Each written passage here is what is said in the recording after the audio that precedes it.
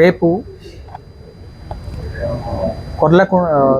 రెంటపాళ్ల గ్రామానికి కొర్లకుంట నాగమల్లేశ్వర గారి విగ్రహావిష్కరణకు సంబంధించి ఎక్స్సీఎం గారు వస్తున్నటువంటి ప్రోగ్రాంకి సంబంధించి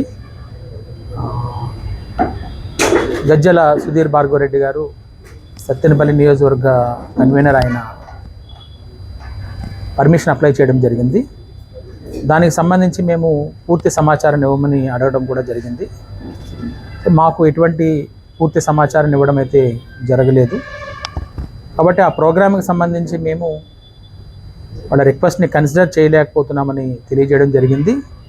అంతేకాకుండా అక్కడ ఉన్నటువంటి ఆ ప్రాంతం ఏదైతే ఆ నేరోగా ఉన్న రోడ్డు కానీ ఎగ్జిట్ లేకపోవడం కానీ లేదా మొబిలైజ్ చేస్తున్న క్రౌడ్ చాలా ఎక్కువగా ఉన్నారనే ఉద్దేశంతో అక్కడికి ఫీజిబిలిటీ ఏదైతే ఉందో, సెక్యూరిటీ కన్సర్న్లో ఏదైతే ఫీజిబిలిటీ ఉందో దాని ఆధారంగా వారి సెక్యూరిటీ కాన్వాయ్ని మరియు అడిషనల్గా 3 వెహికల్స్ని 100 మెంబర్స్ని అలౌ చేస్తామని చెప్పడం జరిగింది.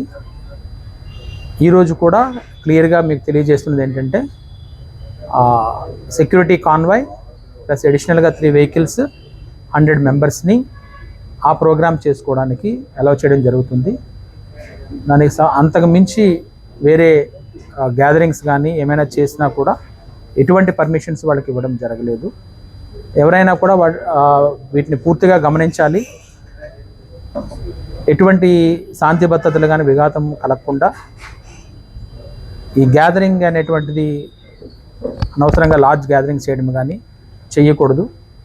ఆ విధంగా ఎవరైనా చేసి ఇటువంటి ఏదైనా ఇబ్బందులు కలిగిస్తే ట్రాఫిక్ కానీ లేదు other law and order issues కానీ లేదా డిస్టర్బెన్సెస్ అమాంగ్ ద పబ్లిక్ కానీ ఇటువంటి వేటివైనా కలిగిస్తే మాత్రం చట్టపరమైనటువంటి చర్యలు తీసుకోవడం జరుగుతుంది. Thank you.